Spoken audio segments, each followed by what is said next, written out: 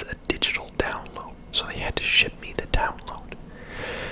So there's a code in here for the game, but the reason why I pre-ordered it instead of just getting it on Steam is because it was $10 off on the pre-order, and because it comes with that little list of things, physical things. So it comes with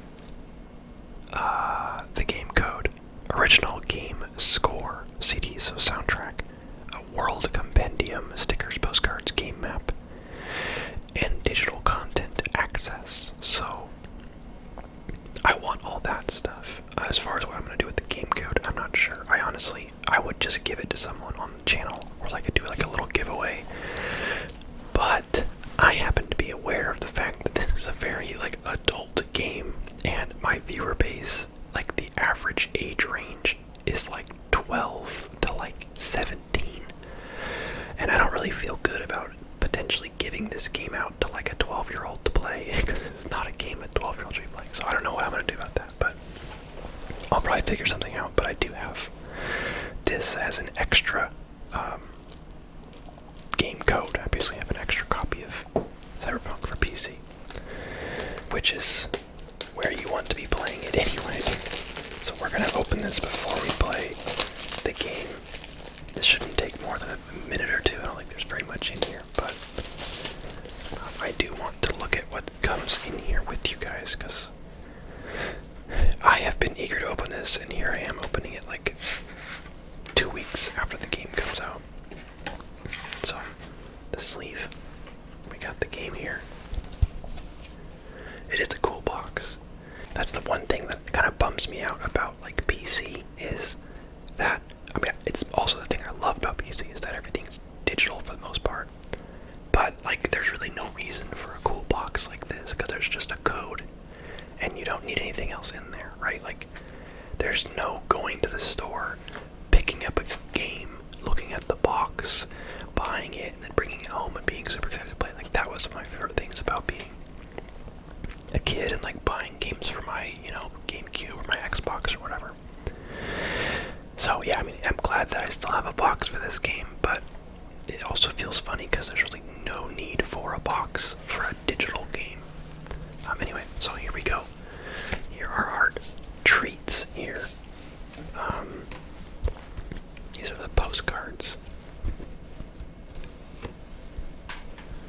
Looks like it comes with 3 of them. These are cool. Here we go. I wonder if these are all going to be themed towards the 3 backgrounds. This is a nomad one, kind of a bar, playing pool. The backs of them are pretty cool too. Here we go, there's Japantown. I actually really like that. That's really cool. Japantown's one of my favorite spots in the game, so rather pleased with that. Might put these on my wall actually. And then Pacifica.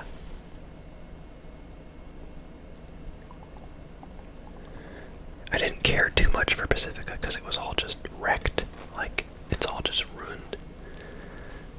Although I have yet to go back, and there's a roller coaster you can repair and actually ride. So that's something I need to go back to Pacifica and do.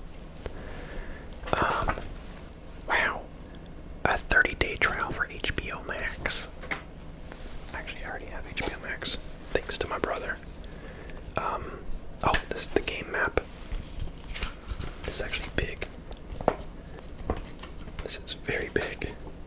Okay, this I can put on my wall.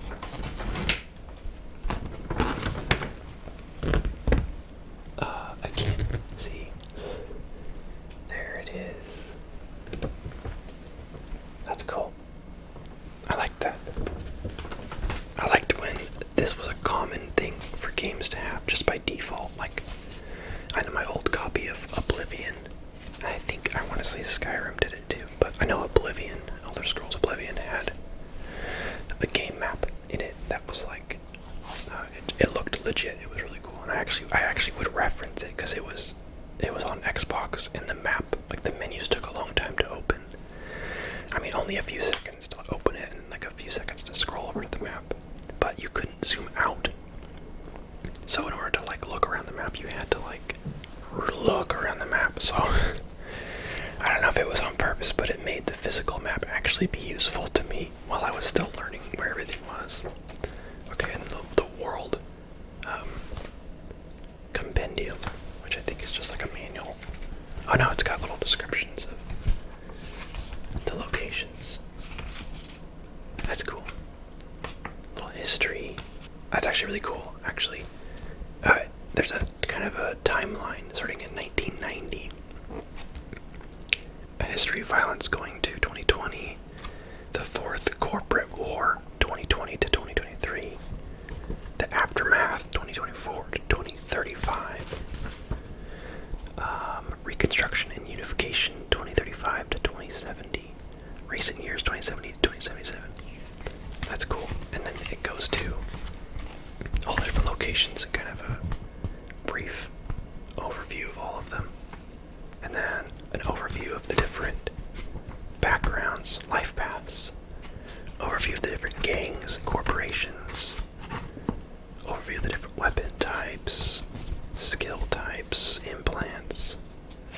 That's cool. That's really cool. Neat. Last thing before we actually jump into the game is, here we go. There's 5 different stickers on there. Those are cool. Looks like there's 2 Cyberpunks, 2 Samurai, and Night City Heat. Cool. And then there is 37 songs. These each have like just under 20 songs each on them. That's cool. I don't know what these are all going to be, but that's pretty cool. I'm happy there's physical discs in here, even if it's just for the soundtrack. Anyway. So there you have it. There's everything that comes in the physical digital download edition of the game. Now, without further ado, let's play the actual game. There has been, I think, at least one hotfix since I played last. 1.06 came out, so that's cool. Let's give some volume here. So I thought we would just kind of walk around today. Maybe get in some fights, who knows, but I watched a video from the ASMR nerd who posted a Cyberpunk video where he just kind of walked around and kind of took in the different areas. And honestly, it made a really good ASMR video. Just kind of observing the world around you. So I really like that. He had ray tracing on. He had a better computer rig than I did. So just know that the graphics, I know they still look nice, but with ray tracing, they look really, really good.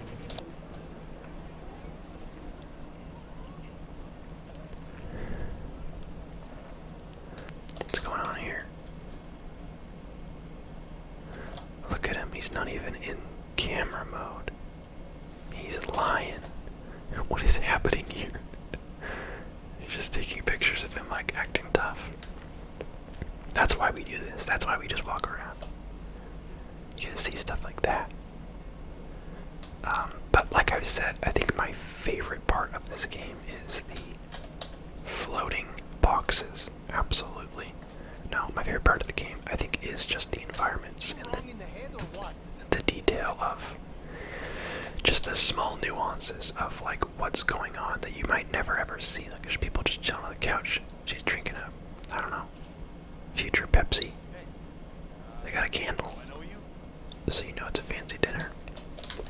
This guy's not happy I'm interrupting.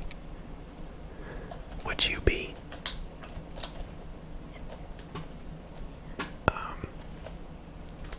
Let's actually, where are we right now? Let's make our way that way.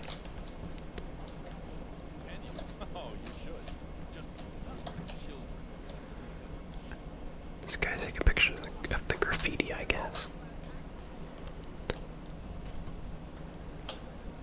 You feeling like a burrito?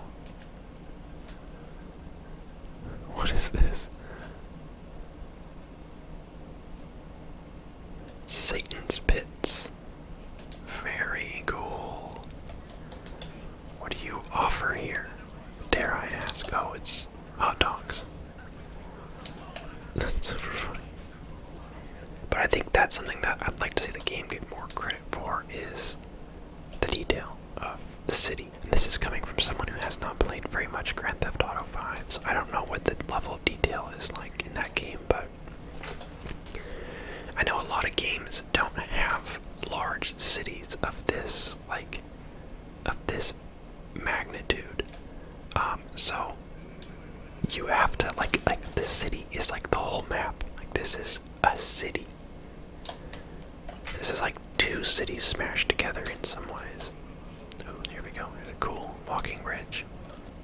So when you think of it that way, I think that they just put almost too much work into the detail of the city, or they just maybe made it too big, to where it ended up taking a lot more time than they realized to make the city feel like alive and make it unique. That, I think that's probably where the majority of their time went into this game. What you got going on here, eating some beans? No, I'm just fine. Okay, she's fine. She's good. There's a toilet seat. See, I'd love to be the guy whose job it is to just furnish all these areas. Like the guy whose job it is to place a toilet seat among a bunch of other junk. For someone else to find and wonder, why is there a toilet seat there? Let's see if he actually walks when it says walk. I have found, okay, there we go. Walk. Walk. Nope. He doesn't want to walk.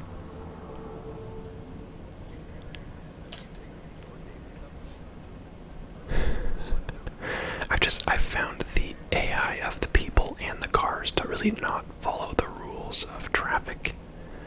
Like, cars run red lights all the time. Cars will just not even stop sometimes and just go on through. There seems to not be any accidents ever. I've seen maybe one car accident.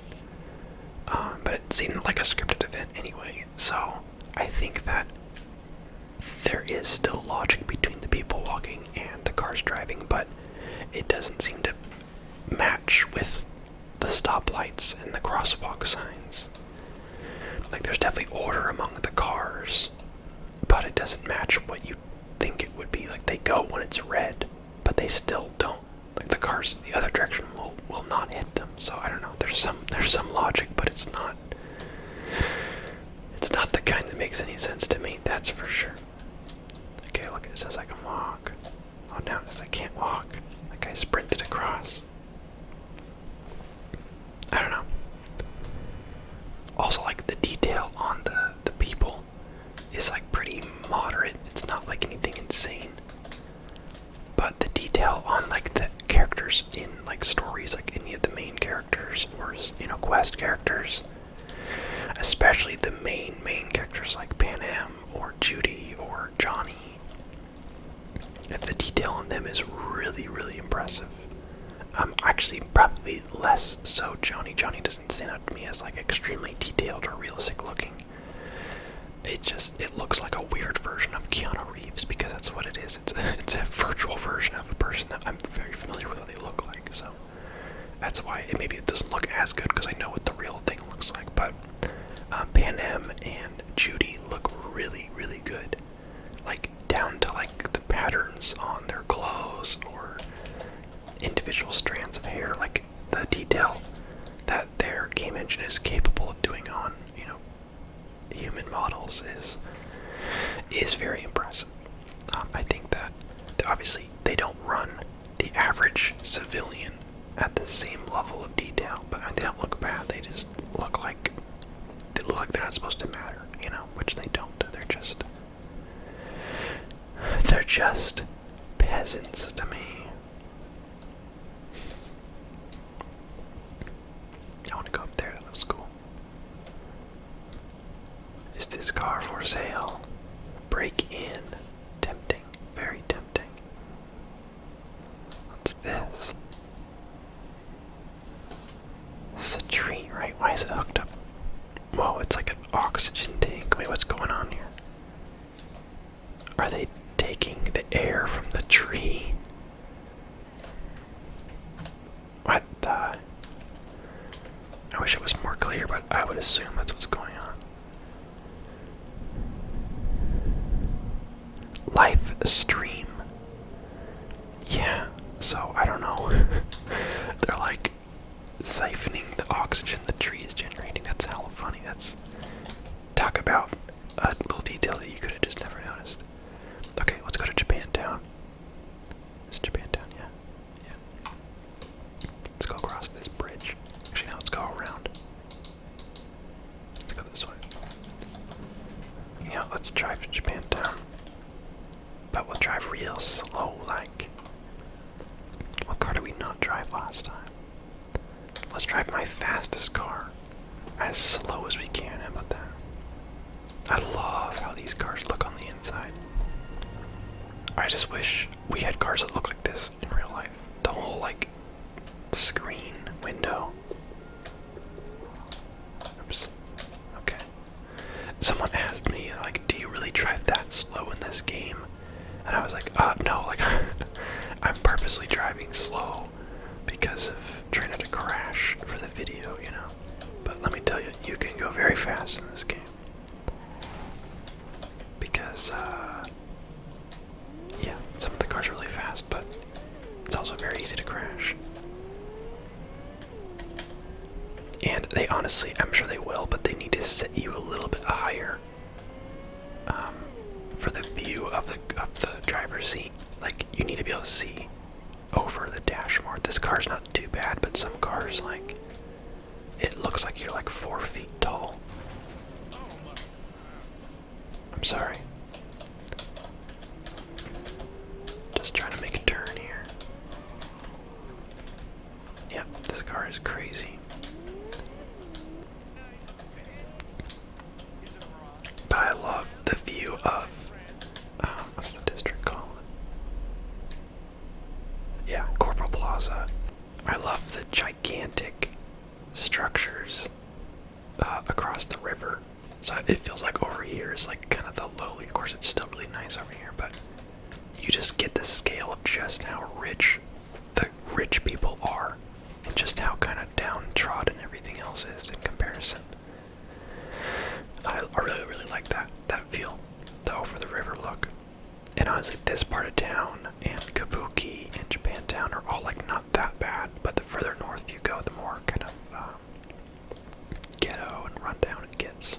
So, and I think they did that well, where they have areas that just feel super rich, and then areas that are, you know, kind of in the middle, and then areas that are just rundown and garbage. But Japantown, I really, really like. Sorry, didn't mean to bump into you. I like that they make everything colorful, but not like neon. You know, like, obviously there is neon, but they easily could have just made everything just so bright and colorful, but it really isn't. Like, a lot of this looks like it was once really nice and colorful, but it's all kind of scratched up and worn out. And that's really cool. I've actually never looked up and seen this before. What the? That's cool.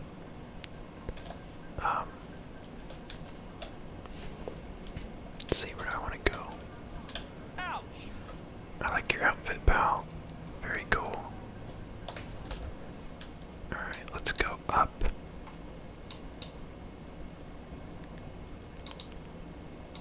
Let's go here.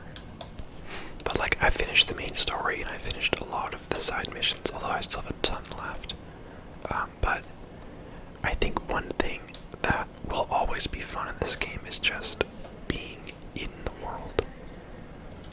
And if, you know, I feel like I keep saying the same thing just in different words in the last couple videos, but I just like being in the city. Like, it's just fun for me to just get to cruise around.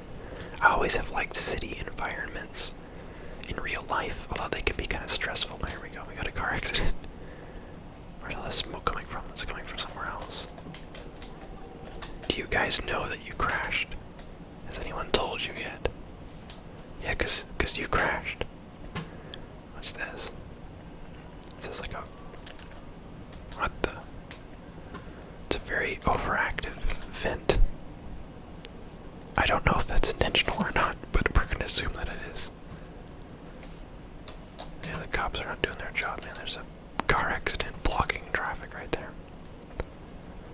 But yeah, I've always liked city environments just in general. But they can be stressful because, you know, you never know when you're in an unfamiliar city, like, anything can happen, and sometimes driving is sketchy, and sometimes there's lots of moving parts and people and traffic and all sorts of stuff. So, but in a game, obviously you don't have that. You can kind of just enjoy it for what it is without the negative parts of it. So I really like how real it feels to be walking around in the city, and a futuristic city at that, which just makes it even cooler. So, and I just love the scenery. It's so cool. Look at all that garbage. Yikes, that's a lot of garbage.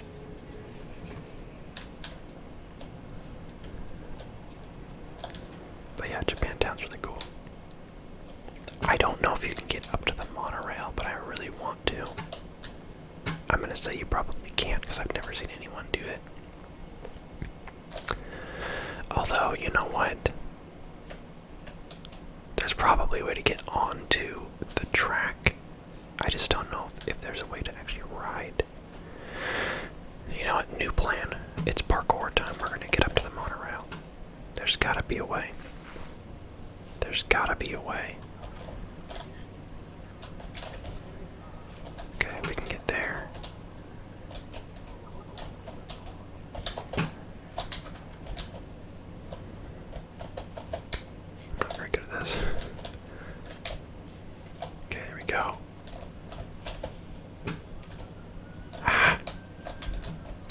The grabbing of ledges seems to be very inconsistent. There we go. Okay, there's another floor above me, isn't there? Let's jump on this sign here. Oh, you go right to that sign. Okay, so if you face the ledge, and you jump right through it. Or you jump over it, I mean. Okay, here we go. Yes. Okay, there's probably an easier way around to get to this spot, but who cares? Okay, I really want to try to go. Oops.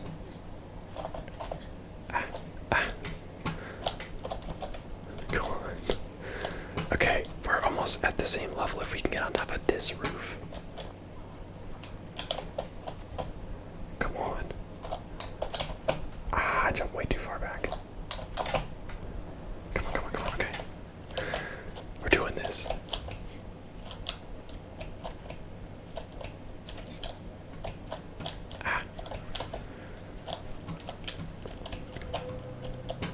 Okay, there's an invisible wall right there. They might be blocking me. Yeah, I think that's the prevention wall right there. Bummer. Oh, I don't know. I'm walking along the edge.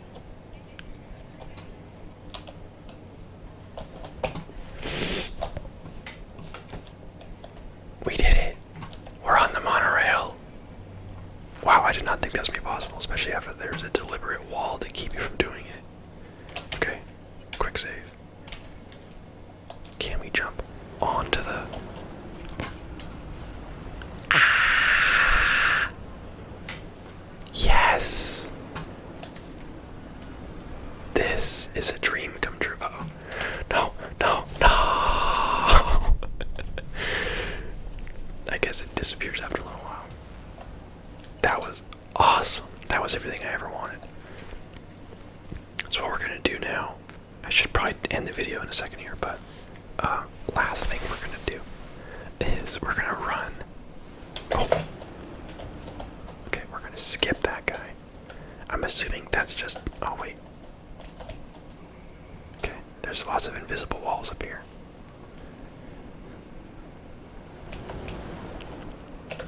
I want to go as far as we can, assuming that the monorail stops at the same spot every time. This is so cool. Look how high up we are. I'm worried that the monorail's gonna spawn just like on top of us. This is so sick. Yes. This is awesome. There's probably cool spots we could get to from here too. Because there's really no, like, that invisible wall earlier was the first one. Uh-oh, uh-oh, uh-oh, uh-oh, uh-oh. Oh, we're on top of it. Okay, this is honestly fine. Let's see if it disappears in the same spot again.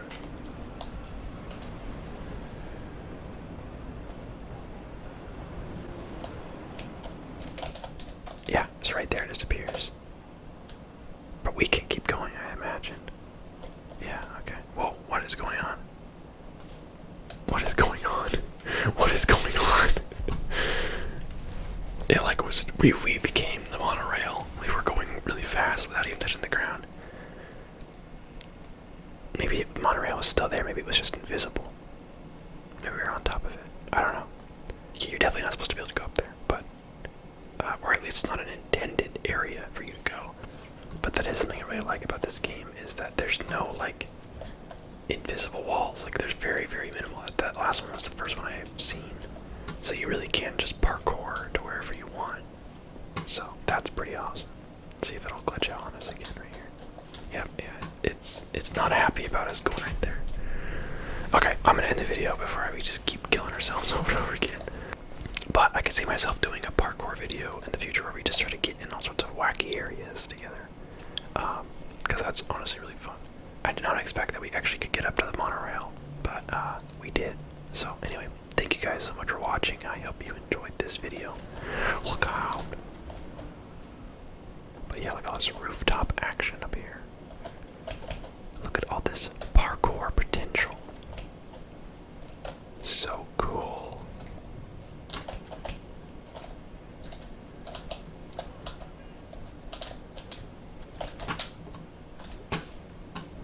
Awesome. Anyway, thank you for watching. I will see you guys next time. This is your captain. Oh wait, hold up. I saw this in a video actually. I think I know this spot. Let's see how high up this goes.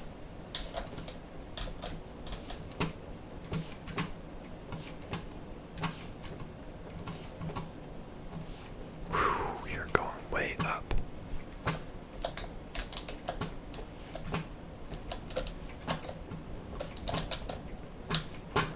Wow. Wow. Wow.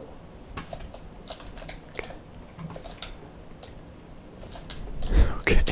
Okay, that's the top. There's no more stairs up. Although we probably, if we really wanted to, probably could do a fancy little move. Wow.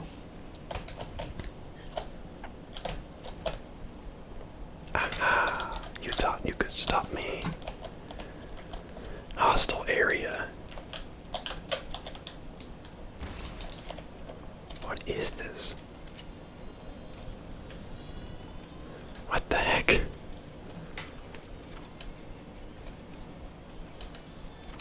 What the heck? We just found some like secret stuff. Are we supposed to be here? Penthouse. Access token. Dispense ice. Whoa. Can I pick that up? No, I guess not. This is so cool. I don't know if there's another way that you get here, like legitimately, but this is definitely somewhere I have not been. $600 in that box. That's crazy. What is this place? Okay, there's an elevator that goes here. Okay, we could have taken the elevator. That's really cool though. But see, if like you could just endlessly discover the city, there's so much going on here.